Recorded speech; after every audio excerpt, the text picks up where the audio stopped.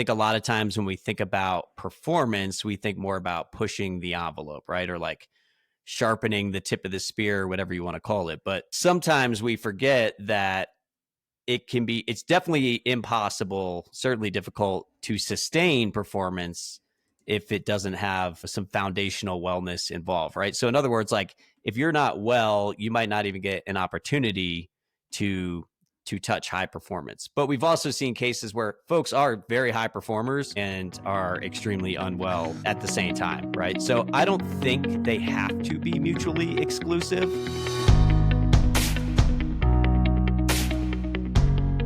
I prepared a lot of notes for this talk, so just make sure we stay on the notes.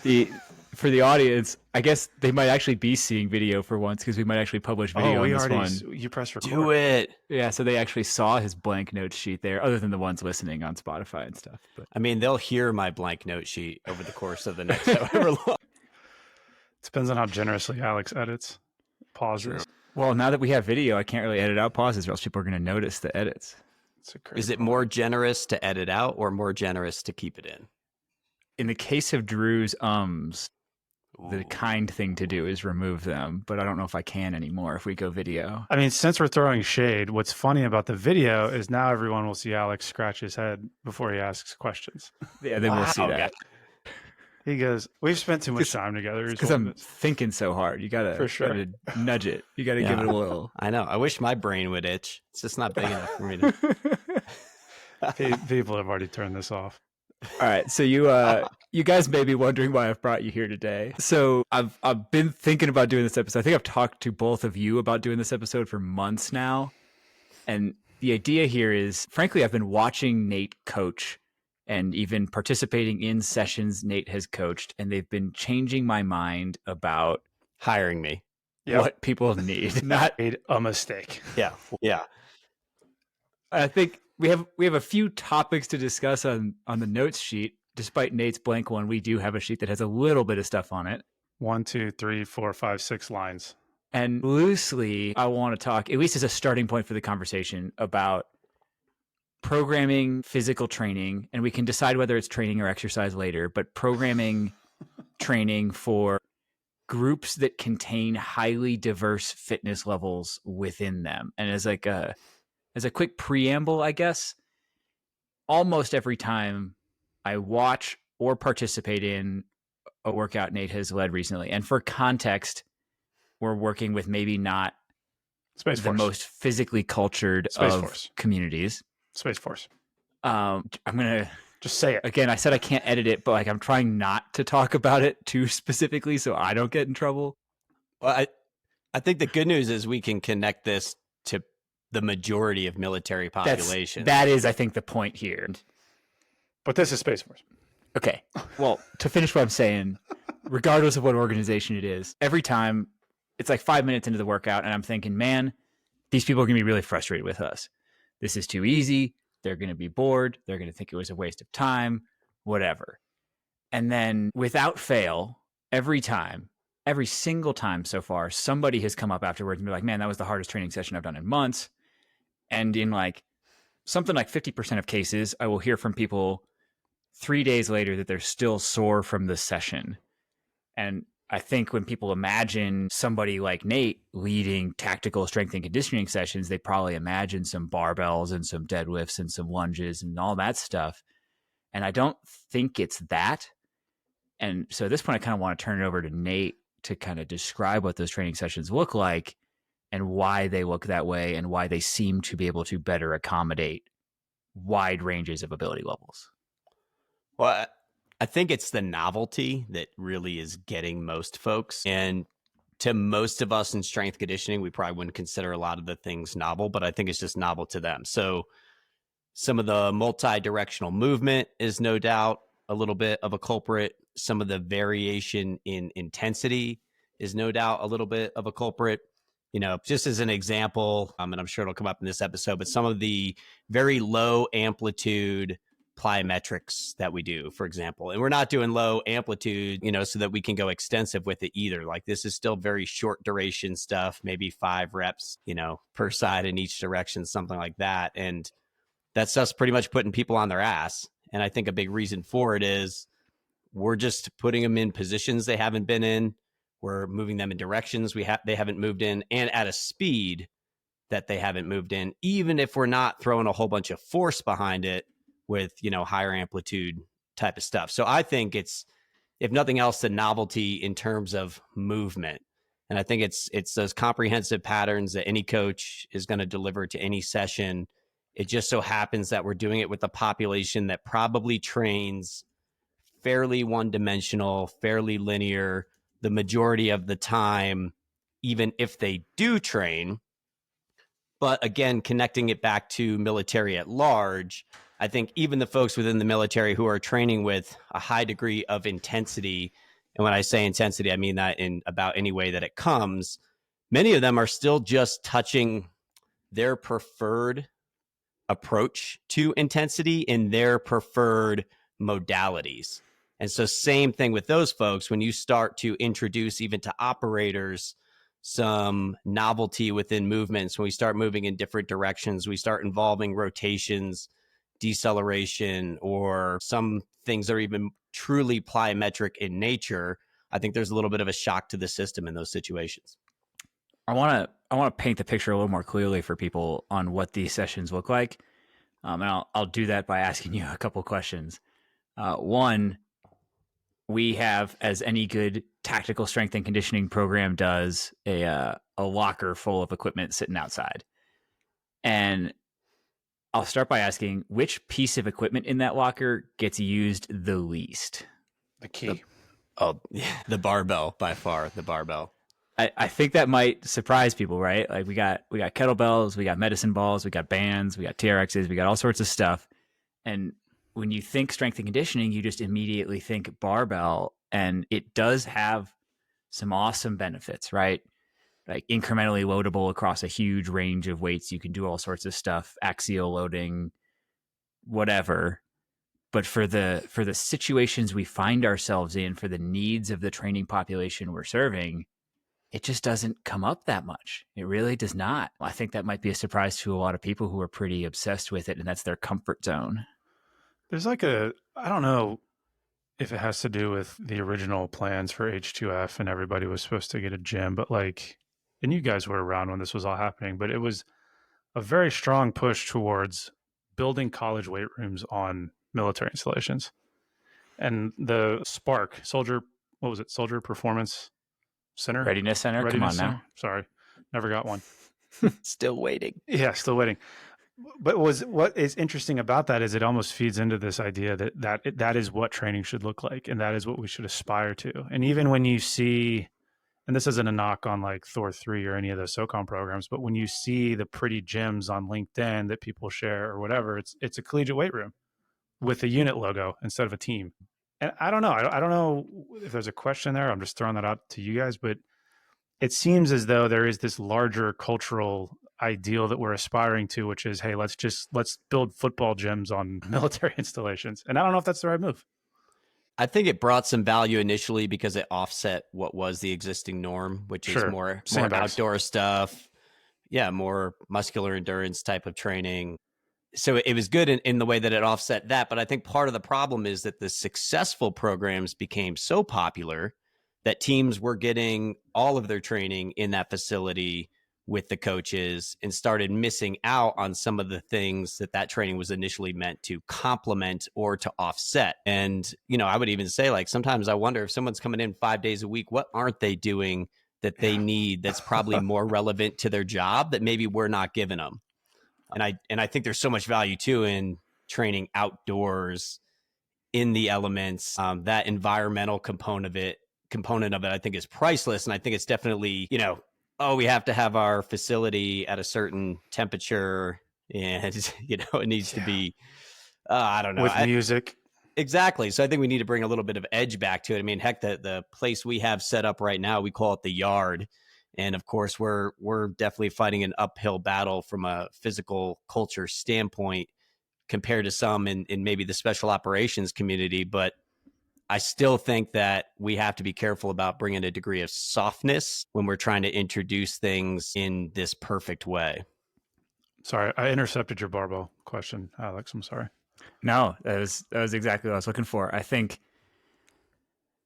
I'll just literally paint the picture for a second because people are going to be surprised, I think, by what we do because it's not what I thought we would be doing as I like started to build the program and what I imagined necessarily, but it's honestly a pretty straightforward model of set up lanes of circuit training, usually 5 lanes of like 5 to 7 people, depending on how big a group it is, and it's surprisingly basic stuff.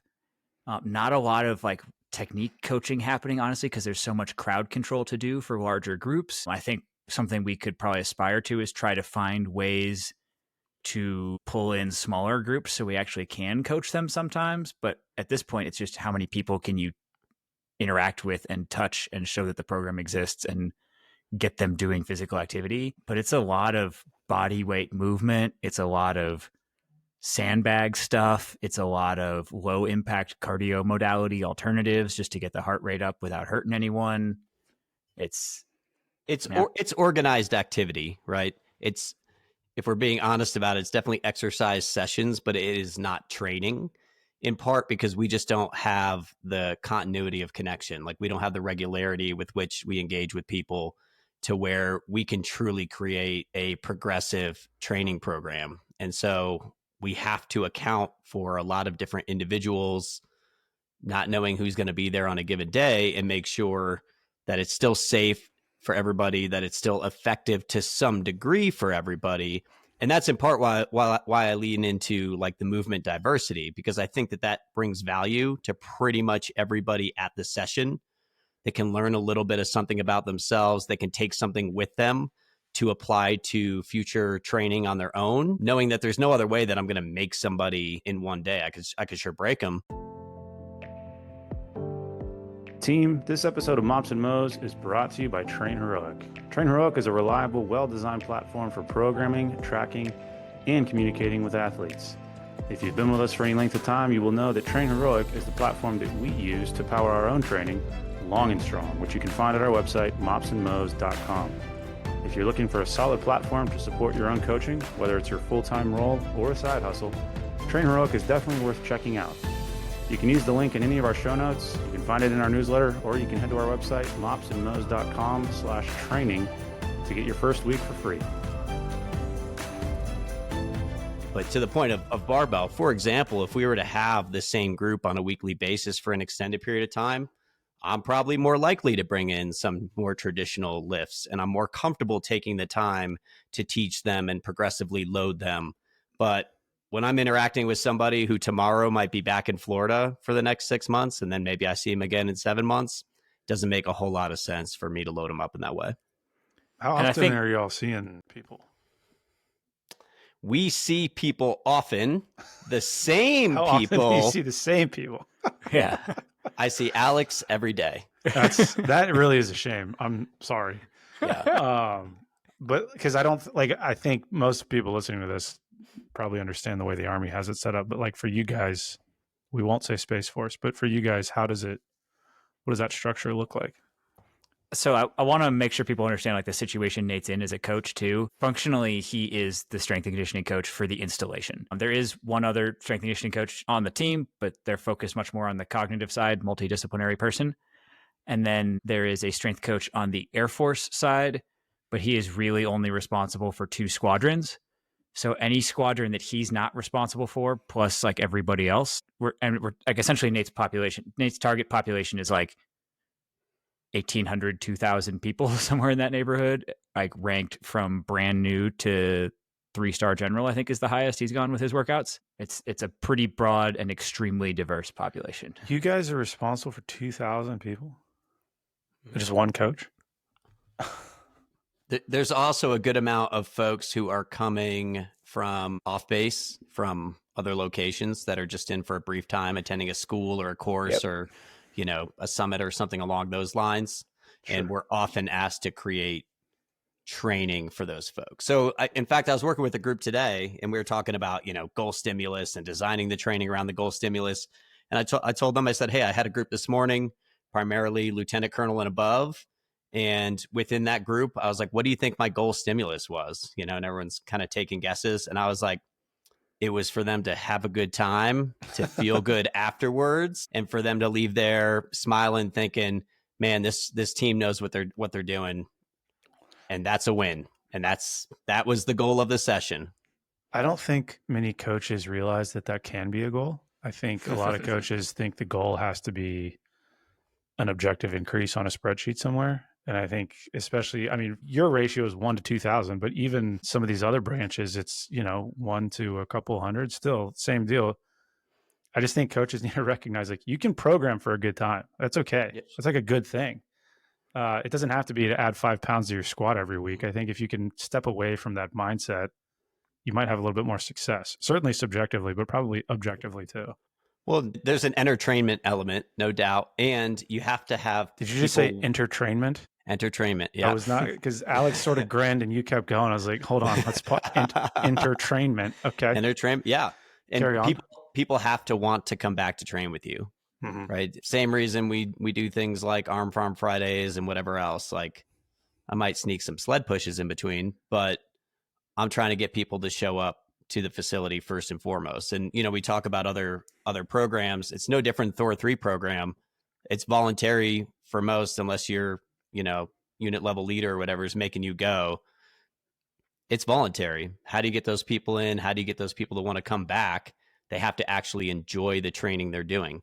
Yes, no doubt you're also charged with performance increases, but within one session, I can have somebody have a good time. I can't necessarily improve their numbers. Do you think enough young coaches know that? No doubt. No. Yeah. How do you fix that? I don't know the answer. I'm just throwing that out there. I mean, I think part of it is for when we're mentoring people, let's communicate that relationship element, that entertainment value, as much as we are communicating the importance of being, fundamentally sound from a training perspective. When I was at the NSCA, I tell a story sometimes that drove me absolutely nuts. I pretty much never interacted with the interns, but there was one day where they had a group in, and they were working with them, and like, they're trying to check all the things on the sheet in terms of like, oh, did I deliver the X's and O's the right way? Mm-hmm. That group left. There was something like 3 interns, probably 50 kids in the room. That group left. And I said, what were the names of the kids you just work with? Yeah. Not a single intern could tell me a single name of any of those kids. Yeah. Blew my mind. I'm like, you're all focusing on the wrong things. And just like anytime I instruct a course, anyone who's co-instructed with me knows it.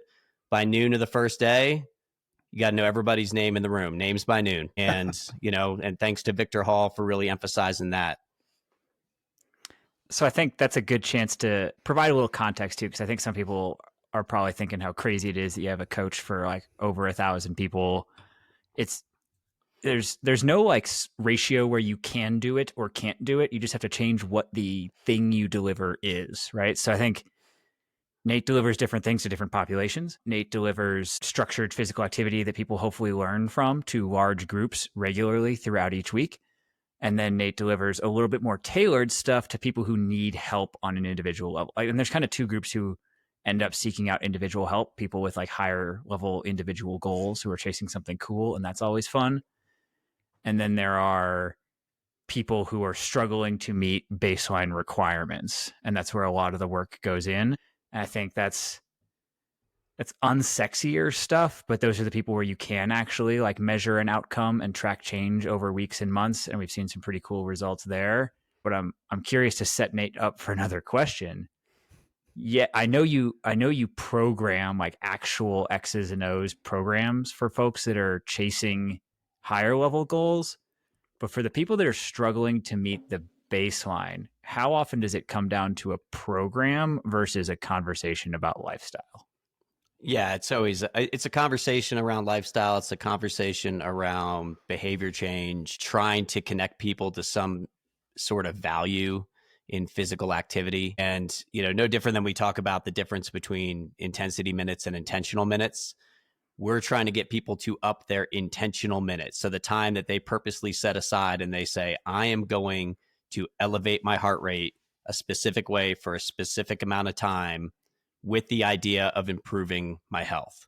And that's kind of the baseline of the majority of the discussions that we have right now. And I'll say this, like one massive difference between here and the soft populations is within soft, we actually used to tell guys, we don't train hobbyists. So somebody would be like, hey, can you help me with this? Insert personal goal here. We wouldn't write a program for them because we're like, we're here to improve your performance at what you do. Now, yes, we'll have a conversation. We'll provide some guidance and insight and whatever else. Like we don't want them to just fly blind or go, pay somebody random on the internet. But same token, our job wasn't to train their hobby. Compared to where we are now, if somebody comes to me and they have a hobby specific goal, I'm like, hell yes, this is awesome. We have a target. We have something specific. We have a reason that you are striving to organize and structure your training. I'm all for it. But that is definitely more often the exception than the norm with the individuals that are seeking out our assistance anyway. Do you guys have, I know originally with Space Force, there was not going to be a PT test and it was just sort of real-time monitoring. Is that reality? Do you guys have a PT test? I'm going to answer this question carefully. And like, as Nate was talking, I was just thinking that Drew and I, before this publishes, need to record a little thing, or we can just do it right now. Does everybody want to like go along with me and say, hey, like the opinions we express here do not reflect our employers? Yes. Like we're just talking about stuff. Everything Alex just said. I am frankly going to try really hard to not spend any time answering Space Force questions on this. Let me back podcast. up. Does your organization have a PT test? The reason I asked that question is because I think for lack of having like an event, I'm just curious how you guys frame. Yeah, I'll answer your question because I can answer your question without sharing any inside business, right? Like there's some things that have been publicly released and that's fine. Space Force has a PT test. It's exactly the same as the Air Force's push-ups, sit-ups, or alternates like plank, hand release push-ups, cross-leg reverse crunches, whatever, and then a 1.5 mile run or the hammer shuttle thing. Hammer shuttle? It's just the beep test. Yeah. Oh, you can choose either one of those? You can. Huh. People seem to think that the shuttle is going to be easier without ever having tried it before, and then they find out that it's essentially exactly the same difficulty with the caveat being you have to decide to keep trying hard. And that may be a weakness that some people have. It's open-ended. A mile and a half ends. Yeah, it's tough. But what you're alluding to is that the Space Force has a study going on trying to test the feasibility of continuous monitoring. Can you strap a wearable on somebody and do that? And that brings me to something I wanted to explain that Nate mentioned that I think deserves a little context. I don't think I had ever cared about the concept of intensity minutes before this. So like before the last 2 years, there are like World Health Organization and American Heart Association recommendations for how many intensity minutes to get in a week. Generally speaking, people have heard the term moderate to vigorous physical activity, loosely defined, starts being moderate above 50% of your max, starts being vigorous above 70% of your max. Not everybody agrees with those thresholds. An alternate is like if you can speak in full sentences, it's moderate. If you can only get a few words out, it's vigorous, whatever you want to call it. But for vigorous, you get 2 minutes per minute. You get double credit. And what Nate is speaking to with intensity minutes versus intentional minutes is a struggle we've run into a lot, actually, which is one way to get a lot of minutes over 50% of your max heart rate is to just be really, really out of shape and expose yourself to even the mildest of stressors, and it will raise your heart rate. That is not exercise necessarily, right? We want to do actual structured, deliberate cardiovascular exercise and help get people to a point where those activities of daily living don't get you into the moderate to vigorous physical activity range. You have to do actual things. I don't know how prevalent that concern is across the branches, but we get a decent amount of exposure to the Air Force too, and I'm worried that it's exactly as bad there. So, and probably worse in the Navy, arguably. I don't see them as much. I had a question sort of unrelated to what you just asked, but it's still similar. And I go back to sort of the coach athlete ratio here again, maybe combined with the fact that you guys don't see the same people very often. From a practical standpoint, how do you keep folks from getting lost in the crowd, either intentionally or otherwise, if that makes sense? I mean, I think that comes down to the whole idea of the continuous monitoring thing. You have to be able to set thresholds that flag people so that coaches can then intervene. But I think assuming you that's don't have the technology to do that, if you have 50 people in front of you, you don't know them, you don't have a relationship with them, so you can't really, from a distance, kind of gauge, is Johnny doing the thing? so. I think How do you guys solve for that? I'll answer it two ways. One is ignoring the caveat you just put on it, and one is actually answering the caveat you put on it. Caveat I being think not having technology?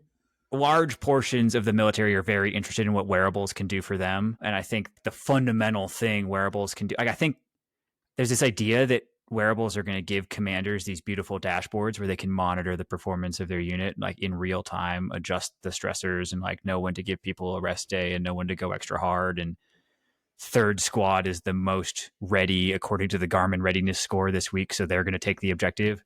I don't see that happening They anytime want that soon, so to be bad, honest. dude. I know, and we pitch it all the time. We pitch it to the Army, we pitch it to the Marines. Like that's the vision, and like it's super sexy, and I love that people are pursuing that dream. But what I think it actually is capable of, and what we've seen in like a few different scenarios of wearable implementation, is it's capable of alerting people to people that are too far outside the norm, right? Like something like this person's get like the recommendation is at least 100 or at least 150 intensity minutes per week. If people are like consistently below that, they're not exercising at all. If people are orders of magnitude above that, like 10, 20,000 minutes, that person has a health concern, you should address it. And like, depending on what metrics you can track, it does help. Like when you only have a small number of human performance professionals for several hundred or several thousand people, having a system that says that service member over there needs your attention now is pretty useful. And that is, and I'll say, you asked about if you don't have the technology. I think that's where a conversation Nate and I have a lot comes in, is like the physical domain being the place where you detect problems. It's not necessarily where the problems are, but it's where you find them. It's why it's important for like leaders to be in front of their people doing physical exercise. So you can say like, hey, like this guy's usually fine, but today he's sucking really bad and I need to go find out why. It may be something minor, but like it could be like stress at home that you didn't know about until you found out he couldn't do anything because he's critically sleep deprived and stressed out and unable to perform. As you're talking, and this might just be a hunch, I don't know if this is accurate, I'm thinking about wearables. And for as long as I can remember, the wearables conversation seems to focus on tracking things like outside of training. It's sleep, it's lifestyle, it's whatever. And as I'm thinking back over my career coaching, when I've had the most success with wearables, it's been in real-time monitoring of PT sessions. I'm talking like group heart rate monitors on the wall. You can see, these sorts of things. I don't think that's ever been pitched to me in the same way that like, oh, have all your dudes wear this thing and we can watch them sleep. And then inevitably they don't wear it. And I think that maybe that solves for what you just talked about in terms of monitoring people that are kind of falling asleep at the wheel while they're training. You could literally see that in real time. And that's an easy function for some of these devices. Am I off on that? Or Nate, have I ever proposed doing something exactly like that with our population? Yeah. I can't think of the name of the brand that we used with the Scottish rugby team. But no free ads. Well, right. I can't remember their name, but yeah, because you could in real time be like, hey, you're going too fast. You're going too, blah, blah, blah. You're essentially describing like the Orange Theory model of a PT session. That's a great comp. I don't know if I love Orange Theory, but that's a good comp. I've never actually done Orange Theory, so I don't really know, but I have seen pictures and that's what it is. I'll say this too, though. I mean, what you're looking for again is like those discrepancies in a situation like that. Like, oh, this person's output is typically that at whatever intensity. And today, for whatever reason, their output is considerably lower at the same heart rate or whatever it is. And so you start to identify those discrepancies, assuming you have norms, which again, with like our population, I wouldn't know what normal looks like for a group if I'm strapping monitors on them, because it might be the only time they're wearing those monitors in the next, say, 6 months. It does also, however, control for trying to get similar levels of effort out of people at very different fitness levels. Yeah. Like you take like a squadron of people out to the track, a battalion of people out to the track, or like even let's like realistic Army scenario, right? Like a squad or a platoon or something like that. It's really hard to make sure everybody's trying the right amount. Like RPE is cool until people aren't being honest about it. And something like that could control for like, even if somebody's run it. I give like a slower person doesn't have to run as fast as a faster person. They just have to try as hard as a faster person. And you can start to control some of those things. Yeah, I mean, that's where you can use things like max aerobic speed and different percentages of that based on whatever duration you've got someone going or distance you've got some. I mean, there's a lot of ways to individualize within a group environment. But again, the more touch points you have with those people, the easier it is to achieve that. So like Drew's talking with like, you know, putting the heart rates on the walls and things like that. Like something we had people do is, hey, we kind of figured out what's their heart rate around threshold. And I did that via very like straightforward, simple exercises that I knew they could go hard on. And then we tried to achieve those same levels of output using more novel, like circuit-based exercise movements. Same token, they'd hold each other accountable, right? They see it up on the wall like, hey, this guy's in the green. He's supposed to be in the red. What's going on? Hey, Johnny, why aren't you pushing it? And now we're getting them to realize like, oh, I can exert that same energy on foreign movements, not just on a run on the curve or not just on the row erg or whatever it is. So you can start to like connect those different things for them. And that's a great way to individualize training. Uh-huh. So unless Drew has something else, I have like a couple of hot topics I want to hit you with. I want to hear the hot topics. All right. First one. This one was hot on LinkedIn, I think like 3 days ago, dude. 2-3 days ago. Y'all are good at LinkedIn. I suck at it. You guys are both way better. I'll tell you how to fix your LinkedIn, Drew. Use Post it on it. Yeah. You got to take the letters after your name off. I only have. I know you 6. reduced the letters. No. You gotta ditch the letters Listen, entirely. public service announcement to the strength and conditioning industry. Y'all have too many. Not you too. This is universal. Y'all too many letters in our industry. Public service announcement to Drew Hammond. I have You master's degree in CSCS. I don't have any of the other certs that I've let expire. I don't think either of those are the things that get people to listen to you. I don't think so. I think it's my dashingly good headshot. I don't think it's the letters. You know what? Fine. Whatever. I'm gonna I've get on tried LinkedIn. this with Drew before. I'm gonna get on LinkedIn right now and delete those letters. All right. Well, Drew's doing that. I'm gonna ask Nate a question. I don't even know if this is a question. I'm just gonna like say something and let you respond to it. Oh boy. We've done these before. I promise. Yes, I came on this because of Drew's headshot. Next question. See? So, performance programs, wellness programs. Yeah. What's the difference? I mean, I said it so much more eloquently on LinkedIn, so that's probably the best place to go look. I'm erasing my letters. Do you want me to look for it? You should, yeah, you There totally you go. should. Letters are gone, team.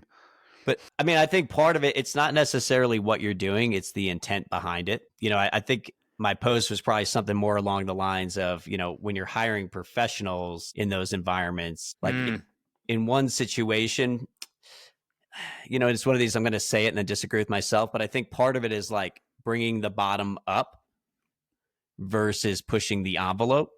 And I think a lot of times when we think about performance, we think more about pushing the envelope, right? Or like sharpening the tip of the spear, whatever you want to call it. But sometimes we forget that it's definitely impossible, certainly difficult to sustain performance if it doesn't have some foundational wellness involved, right? So in other words, like if you're not well, you might not even get an opportunity to touch high performance. But we've also seen cases where folks are very high performers and are extremely unwell at the same time, right? So I don't think they have to be mutually exclusive, nor should they necessarily be treated mutually exclusive. I think looking at them as a continuum and mutually supportive is beneficial. And I think also just recognizing that professionally, some of us do a better job maybe with one than the other. And I think very few are kind of able to straddle both worlds. And so I think it's okay to sometimes recognize like, hey, maybe what this person needs or what this unit needs is maybe even a better case for those out there hiring professionals to support them, is more of a wellness approach of bringing the bottom up, getting people in a place where they are available before you earn the right to have a conversation around things like lethality. I think Love there's the word lethality. one of the problems is we advertise these programs one way, despite knowing that they're different on the ground. I don't think we're as guilty of it lately, but I think like It's gotten better. early in some of these, the like job advertisements and pitches and things involved a lot of pictures of very collegiate weight room looking facilities with job descriptions that insinuated that you would be doing something much like that: clipboard, whistle, sets, reps, with Navy SEALs, that kind of stuff. Yeah. When Thor 3 started, and I think I saw Deb post this, right? When Thor 3 started, they were adamant that it was a performance program and not a wellness program. But what we have seen over the evolution of that program, even by the name change, right, is that now it certainly does include wellness. Mm-hmm. And I think part of the reason is, I probably have said this even on this podcast, but I remember when I first started at NSCA, me and Matt Thompson drawing our little pyramid up on the wall, right? And we were like, okay, somebody needs to be available. Like, that's baseline. Like, are they healthy enough to deploy? Are they, green on dental or whatever? And then it was like, okay, they need to be survivable. So in other words, we define that as like passing the PT test. So now they're available to throw down range, and theoretically they meet the min standards to actually perform their job. Big emphasis on theoretically. And then we had that tip of the spear, right? Like, okay, lethal, like high performance. We're pushing the needle here. We're worried about shoot, move, communicate, all the sexy stuff. And so we had it up there, beautiful two-dimensional pyramid, pretty standard. And then what we realized was we were missing the dimension. We were missing taking that pyramid and drawing it across time into the future using that term longevity, right? So we're not just trying to get somebody bigger, faster, stronger for longer. Now we're trying to extend that across a career and beyond. And I think that really came to light within Thor 3, or that HPW program within POTIF, right? That we're doing a really good job at lethal. We're doing a really bad job at keeping people healthy, both physically and mentally, over the course of their career and beyond. And they started adding more assets, more resources, and a slightly different approach to help achieve that. Do you feel as though, and maybe this is getting too far into the weeds, but like, you could maybe make the argument that every program should be a wellness program with sort of sprinklings of performance when necessary. And maybe that's a cop-out, but like, I don't know, maybe that's a useful thing to think about. I'm just throwing it out there. I mean, I think the biggest thing is that at the highest level of military performance, physicality is still only so important. Mm-hmm. So I always say don't under nor overestimate the role of physicality in lethality, right? And I think there's folks, like, you can get to a point where you're starting to steal from more important things because you're chasing something specifically physical for its own sake, as opposed to because it supports your ability to do the job. But I think there's also a lot of people whose ability to do the job is still hindered by a lack of physicality. And so I think we have to be careful kind of on both sides of that fence to not live in one extreme or the other. How would you define lethality? I'm curious. Oh, man. Yeah, the ability to close with and kill the enemy. That's beautiful. Well done. I mean, at the end of the day, it is that. I do think we have to, not to spoiler alert, but like, this is definitely going to go maybe in this NSCA presentation this summer. I don't know, but I was going to say, we have to remind people that like a back squat's never fucking killed anybody. Yeah. Like, it just hasn't. Like, some of the most lethal dudes I know, they definitely couldn't back squat 1.5 times their body weight. They could still perform the job. Now, again, in that same token, that's the guy who probably could invest in physicality and become more lethal. But there's plenty of people who are over investing in physicality, can back squat 500 pounds and can't shoot somebody in the face. And like, at the end of the day, we also have to remember, like, that's what we're training people for. Mm-hmm. We can't look at somebody's performance in the weight room and judge them as a warfighter based on that. It's how do they perform on the battlefield, period. Mm-hmm. And this brings me to something I end up talking about a lot, which is you saw Nate blur there, like you saw him transition from kind of his current role to his previous roles, right? And I think we try and treat tactical like it's all one thing, like all tactical professionals are the same brand of warfighter. We find ourselves now in an environment where some of these folks may very well be extremely lethal, in the sense that They provide crucial capabilities that enable closing with and destroying the enemies of the United States of America.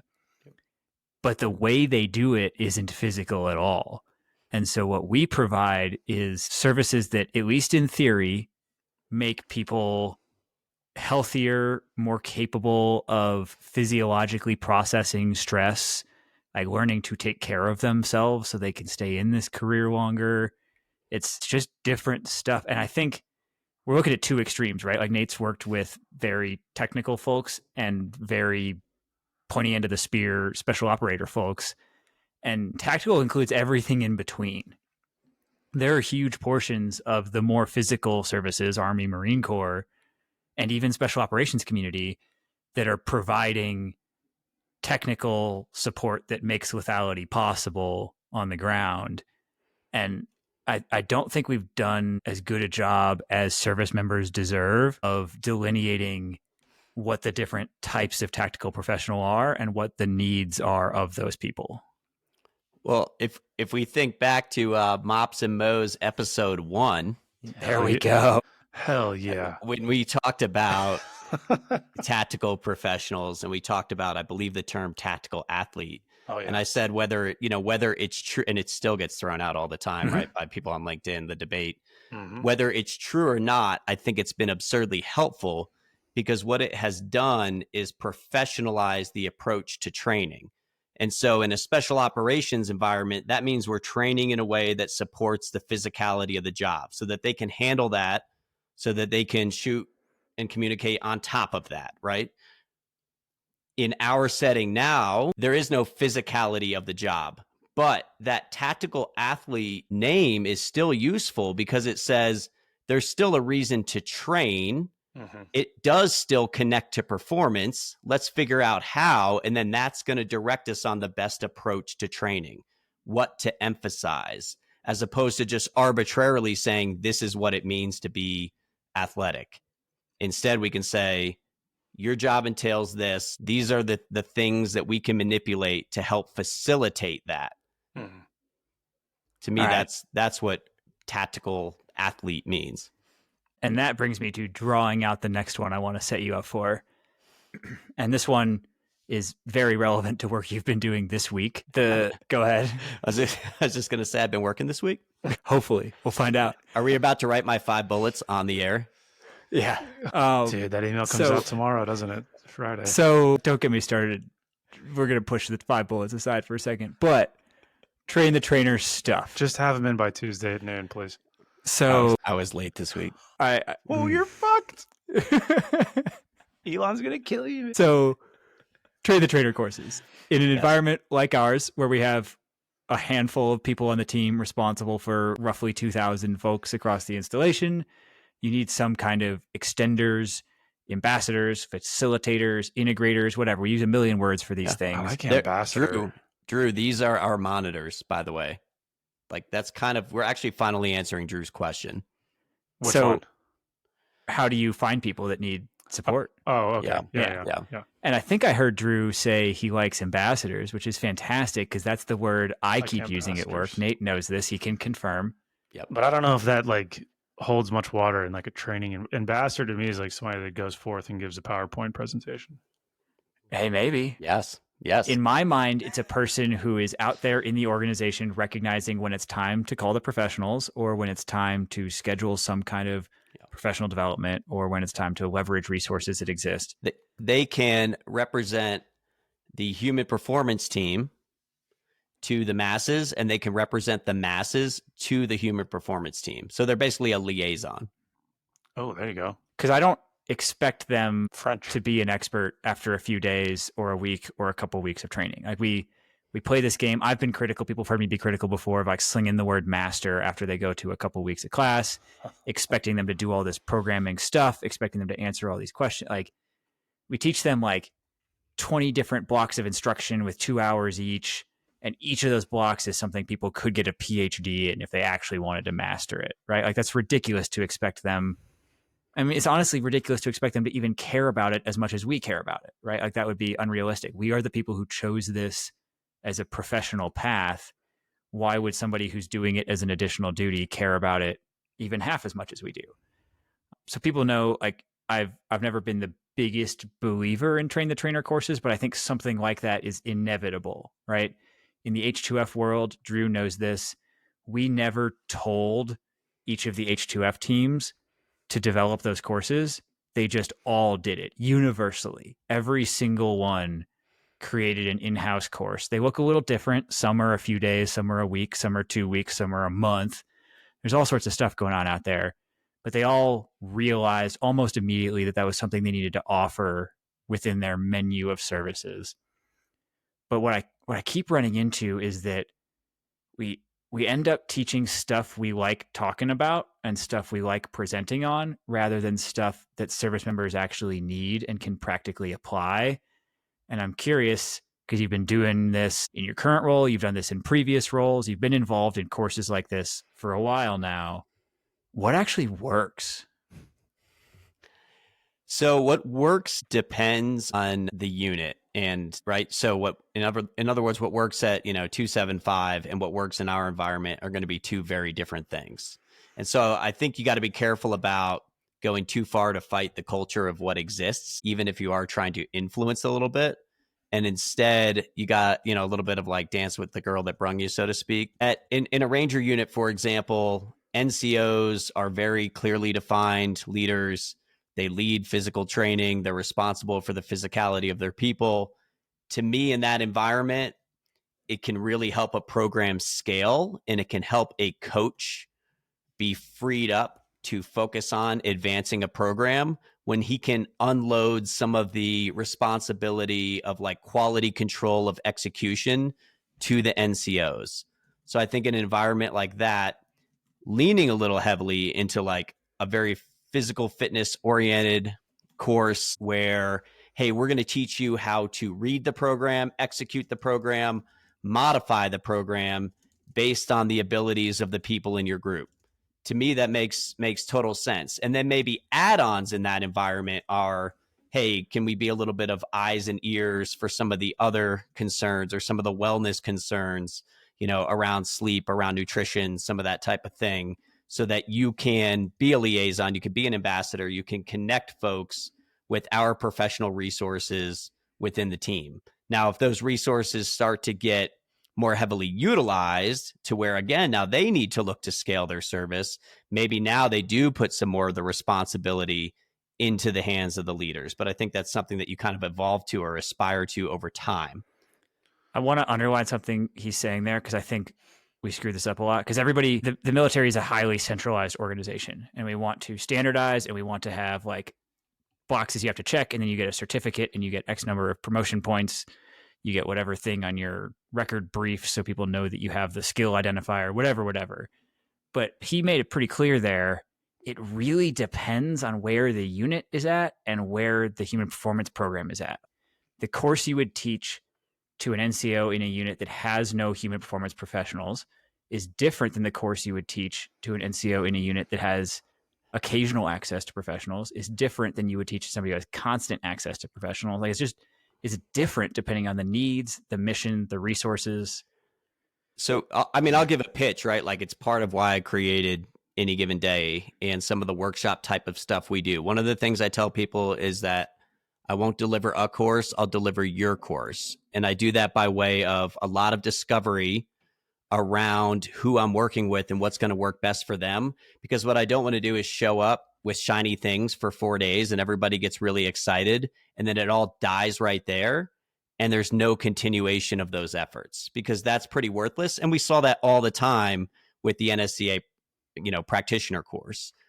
Places where it absolutely works. An example, it's not military, but with Fairfax County Fire Department and Jake Patton out there, he does a number of different con eds, but one of them is the practitioner course. Well, in his location, he's got it set up to where he has decentralized station level leaders that are leading physical fitness. So like, he's writing the program, they're able to adapt it. They're also the eyes and ears that know how to connect people to centralized resources for mental health, for physical therapy, some of those different things.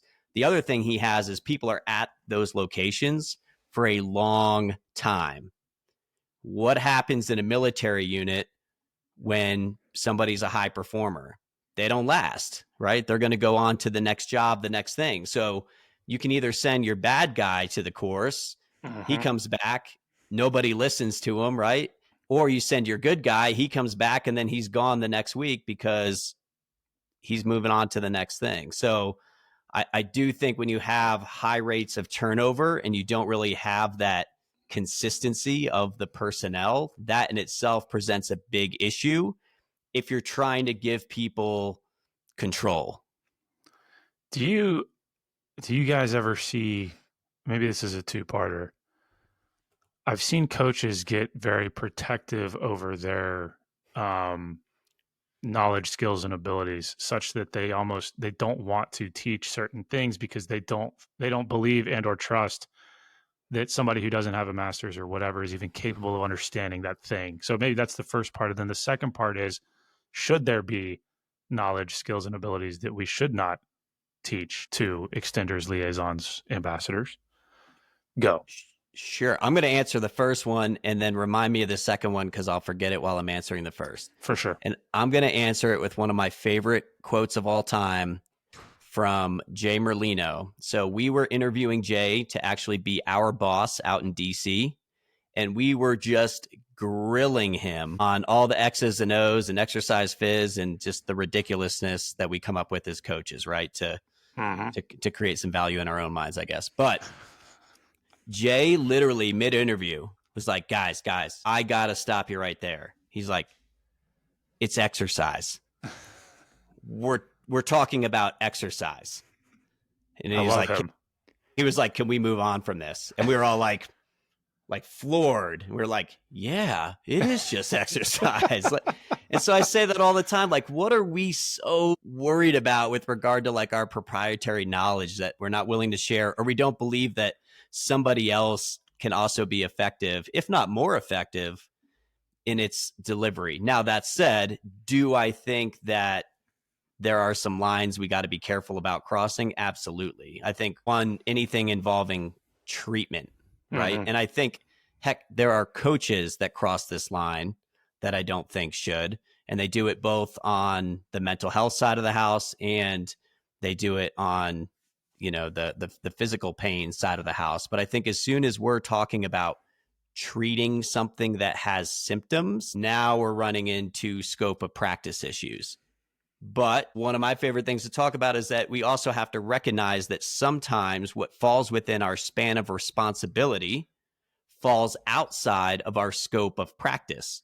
So if I'm a leader, I am responsible for the welfare of my people. I'm responsible for their physical fitness. I'm responsible for them to be healthy and uninjured. It doesn't mean I'm the person that's going to always train them. I'm not always the person that's going to treat them. And so instead, I have to have personnel or tools at my disposal that I can outsource those blind spots to. I will say I have to remind myself of the it's just exercise thing all the time. Nate's probably had this similar experience. Like I'll walk around the space, like around the gym or outside, and I'll see groups. Like sometimes it's even like groups where I know some of the people because we've trained them in the past, but they're training without us, or they're training with like a different trainer from a different program, whatever. And like my knee jerk reaction is like, wish they were training with us. Like it'd be so much better. But then my second, I stop and I breathe and I'm like, man, I'm glad they're training. It's just exercise. Like hopefully they're taking a little bit of what we taught them and using it. I'm like, it's easy. Like it's reflexive to be territorial. Like, oh, my program's the best program and people should only use me and like whatever. Like there's thousands of service members on our base and I want them doing stuff and forget the base and the service members for a second. Like, I think we all got into this field because we want more people to be healthier and happier and fitter and things like that. And that doesn't happen if we're constantly territorial and like criticizing the way people train when they're training on some other program or some other way. Like, I'm just glad they're doing stuff. There's a relativity. There's a relativity to it, right? I think we often think in absolutes, like, are they doing it right? Are they doing it wrong? And instead, like, are they doing it better? Yeah. And I had the conversation with, our peer fitness group today where I was like, hey, first thing I'm asking myself is it safe? And if it is, then I'm not in a big rush to intervene. I'm going to let people self-organize a little bit. I'm going to kind of see where they go, what they do naturally. And then I'm going to say, okay, safe, awesome. Is it also effective? First thing I have to ask is like, effective for what? And for some people, hey, that push-up might not be very effective in terms of increasing your, muscular endurance because your execution isn't fantastic, but it might be effective for you getting after it and feeling pretty good about yourself this morning. And that might be where we need to end this morning's session. And then maybe the next time we can have a conversation around cleaning it up and actually moving from effectiveness toward efficiency, right? Where it's kind of the most effective way that we know how. But I think we just always go right to efficiency and we forget like all the other value in quote exercise. So I have one quick one, and then I'll leave it to Drew to close us out. He's better at closers. And I've become the closer. I'm this is I'm the one. reliever. This is one that I worry about a little bit as a program manager. Like sometimes I feel like I should not be expecting my coaches to handle this situation. Like it feels like a leader problem, not a coach problem. But I'm curious on your thoughts. We'll do it quick because it could be a whole episode on its own. But we seem to see a fair number of people who want a coach to get them motivated. Like they'll literally like schedule something. It'll be on our calendar. And in the notes section, it'll say, I'm just not very motivated to train. Can you fix me? And I just don't know what to do with that. And I'm going to throw it to you because you're the one who ends up having to deal with roughly half of those people. So, I mean, it's funny you bring it up, right? So, first of all, I've got the hat that says Warfighter on it.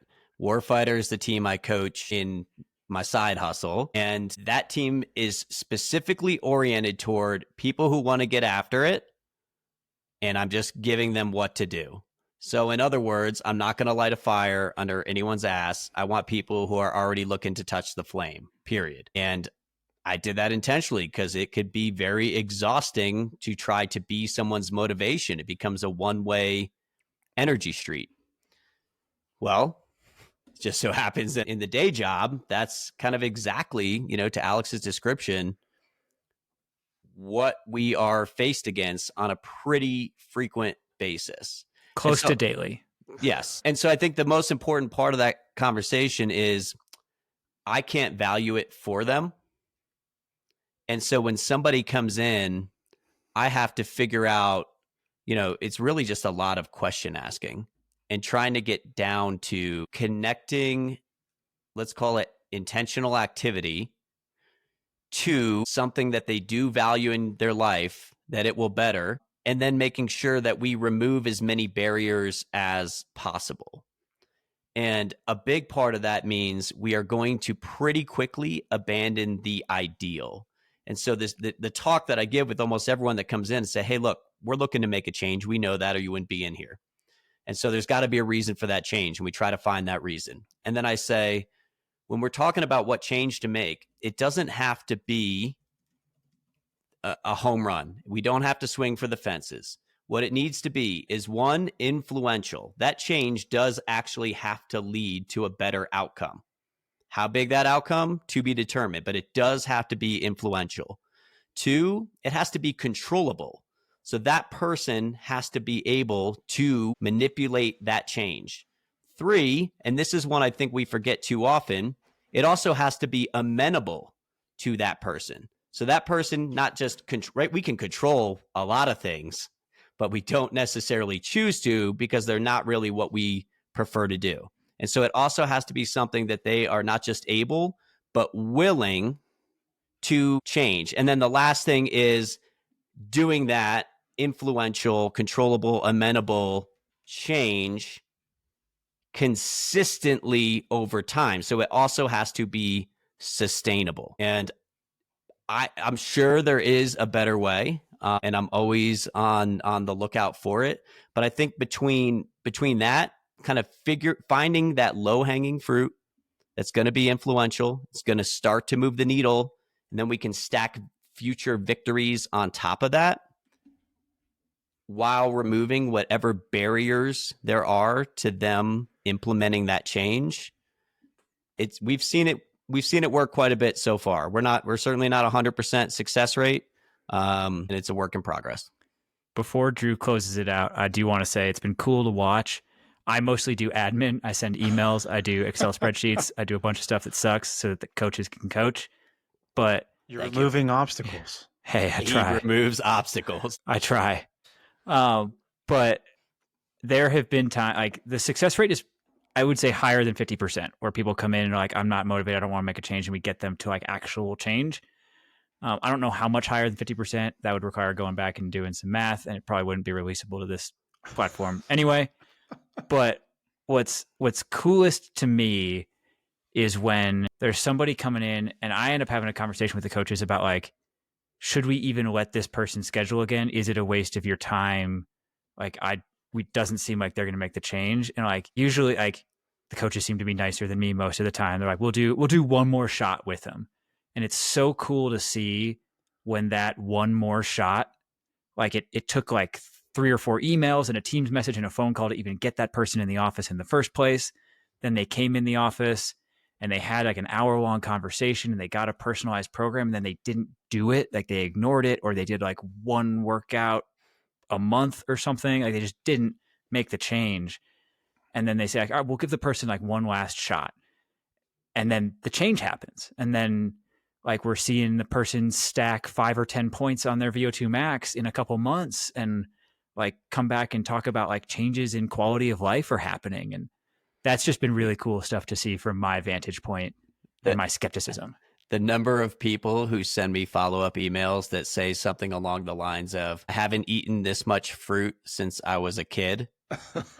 And like, we celebrate that, right? Because honestly, fruits and veggies, baby. Like it's a massive change. Like, oh, we're getting some fiber in this person's diet. Yeah. We're getting some micronutrients in this person's diet. Like this is a big deal. Yeah. This podcast is sponsored by strawberries. Closers. There's 2 of them. We'll do the sort of fun one first. If you were stuck on a desert island and you get one piece of exercise equipment, what is it? My fully capable body. Do we like that answer? Or is that I was lame? trying to guess what Nate would say.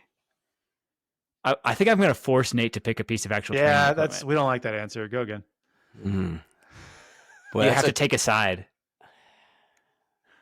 That's tough because I think for everything you need a body weight answer, and there's no piece of equipment that I could put That enough is the most behind. Nate. That is the remember, most Nate answer you could I get. know. On a desert island, you have the infinite variety of body weight exercises. That's a given. Mm-hmm. Then you get to add one piece of equipment.